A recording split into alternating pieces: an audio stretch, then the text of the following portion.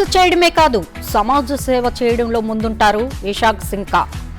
LG polymers ఘటన జరిగినప్పుడు ఆయన వంతు సాయంగా ఆయన సొంత హోటల్ రూమ్స్ నిచ్చి బాధితులకి అండగా నిలిచారు. కరోనా సమయంలో ఎంతో మందికి ఆశ్రయాన్నిచ్చారు. పేదలకి ఆర్థిక సాయం, పిల్లల చదువు, ఇలా ఒకటా రెండా ఆయన చేయగలిగే సాయాన్ని ప్రజలకి అందిస్తూనే ఉంటారు. గుప్త దానాలు చేస్తూ ఎటువంటి ఆర్భాటాలకి పోకుండా ఆయన పని ఆయన చేసుకుంటారు.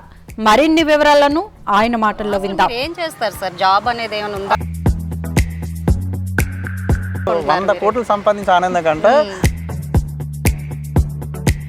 150,000 ఖర్చుతో దాన్ని నేను ఒక సాంగ్ కి లేదండి, 1 మినిట్ అండి. సేమ్ అతనిలాగా చేయాలని, అతనిలాగా ఉండాలని చెప్పి నేను చాలా ప్రయత్నించాను.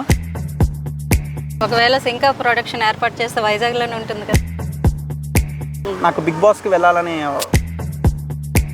సుల్తాన్ అని నా జాను జిగ్రీ, నా ఎమోషన్.